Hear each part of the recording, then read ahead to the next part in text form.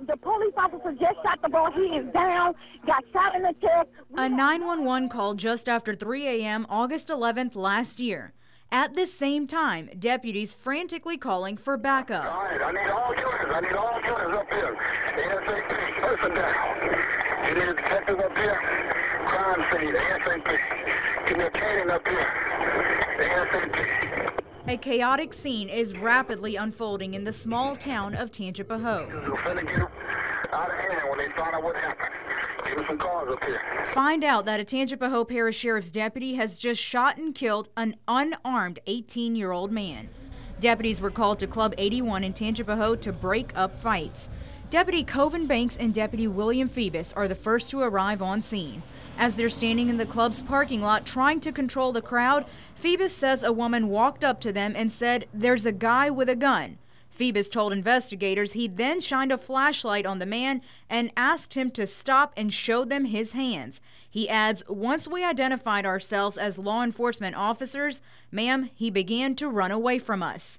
From there, the chase was on, with deputies Banks and Phoebus running behind the man who they say was fumbling with his waistband. The pursuit went on for about a block on West Railroad Avenue and then turned onto Jackson Street, where the man fell. Deputies Phoebus and Banks pinned him down and started handcuffing him. That's when 18-year-old DJ Gallman approached from in between these three cars. For your reference, the deputies have their subject down right here. This is where Gallman was coming from. Under questioning by investigators 2 days after the shooting, Deputy Phoebus describes what happened next. I start to get a cuff on him, and I hear Deputy Coven yell, "Do get back, do get back." And I let go. And I start to turn, and I draw my gun. As I come up, boom, it goes off. I see a guy running right at me. You know, I didn't consciously pull my trigger. It just, when I was turning around, boom, it went off. And I was like, oh, what the just happened? DJ Gallman, who was not armed, was shot once in the lower neck area. He died within minutes.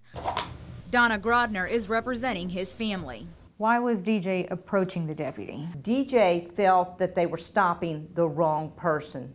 He was walking up to offer assistance with his hands in the air saying, "You got the wrong one," when he was shot at point blank range. In fact, when he fell, his hands were still above his head. This is an investigator's photograph of DJ Gallman, taken shortly after the shooting, and witnesses also told investigators Gallman had his hands raised as he approached the deputies.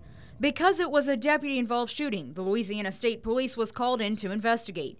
In their report, the trooper wrote, "Once the body was removed from the scene, Sergeant Mike Neal searched the immediate area as well as beneath all vehicles parked near the location where the deceased subject's body came to rest after being shot.